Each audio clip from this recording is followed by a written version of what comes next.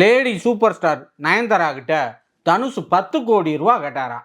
எதுக்கு? தம்மா துண்டு 3 செகண்ட் வீடியோவுக்காக வந்து தனுஷ் 10 கோடி ரூபா கேட்டார்னு சொல்லி அனல் பறக்குது.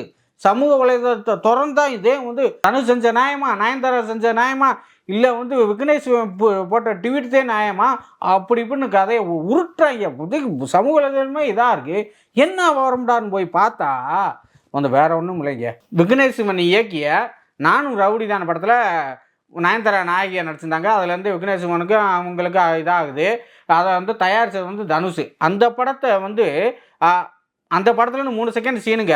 ஒரு கல்யாணம் வந்து நயன்தாராவுக்கு எப்படி கல்யாணம் முடிச்சுங்கிற பூரா நெட்ஃப்ளிக்ஸில் விற்றுட்டாங்க. அதில் வந்து நானும் ரவுடி தான் படத்துலேருந்து 3 செகண்ட் வீடியோவை தூக்கி போட்டு இது பண்ணியிருக்காங்க.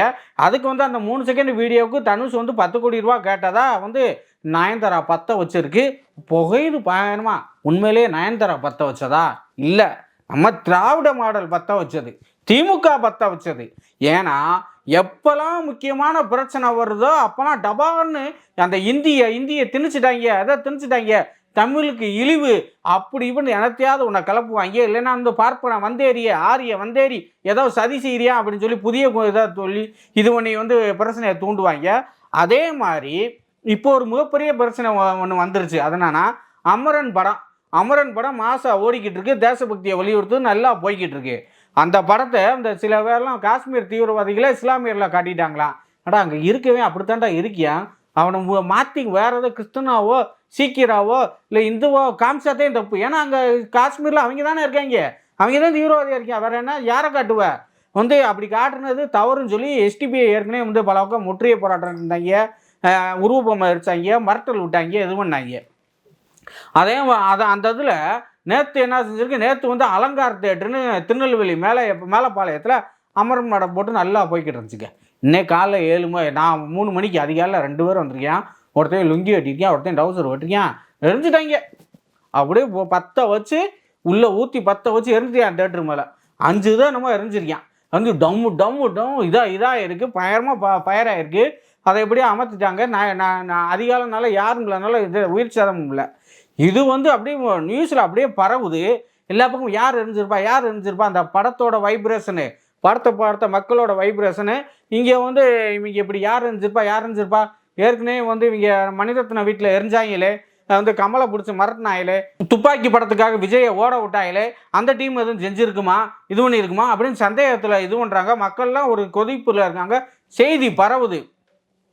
உடனே இதை மூடி மறைக்க, எப்படி வந்து கோட்டை ஈஸ்வரன் கோயில் முன்னாடி நடந்த சம்பவத்தை மூடி மறைக்க சிலிண்டர் வெடிச்சிச்சுன்னு எப்படி பரப்புனாங்களோ அதே மாதிரி இதையும் மூடி மறைக்கிறதுக்காக வாய்ப்பு இல்லை. ஏன்னா சிசிடிவி கேமரா வந்துருச்சு, 2 பேர் தூக்கி எரியா அதுவும் ஆயிடுச்சு. இதை மறைக்க முடியாது. அப்படிங்கிறப்ப என்ன செய்யலாம்? அது வந்து முக்கியமான ஆள் விஜய்க்கு அடுத்த வந்து இவர் தளபதியாக வரப்போகிற சிவார்த்தியை நடித்த படம் தேட்ரு. அப்படிலாம் இருக்கப்போ வந்து ஒரு தியாகி, வீர தியாகி மூந்து வரராஜன் பயோபிக் படமான அமரன் படத்தோட தேட்டரில் வந்து எரிஞ்சிருக்காங்களே அப்படின்னு பெரிய பாட்டமாக இது பண்ணிக்கிட்டு இருக்கப்ப இதை மறைக்கணுமே.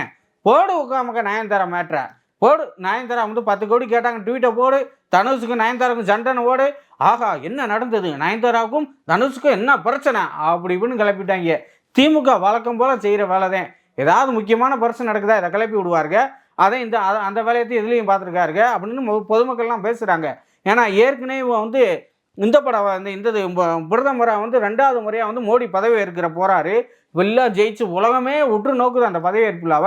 தமிழ்நாட்டில் என்ன செஞ்சாங்கன்னா நேசமணிக்கு என்னாச்சு அப்படின்னு சொல்லி இது பண்ணாங்க. நேசமணினா வந்து பிரின்ஸ் படத்தில் வடிவேல் கேரக்டர், அது அந்த சுத்தியல் விழுந்துச்சாமல நேசமணிக்கு அடிபட்டுச்சாம்னு ட்வீட்டில் இது பண்ணுறாங்க. உலகமே மோடி வந்து பிரதமராகனு இது பண்ணுறாங்க. இவங்க மட்டும் நேசமணிக்கு என்ன ஆச்சுன்னு சொல்லி ட்ரெண்டு பண்ணாங்க.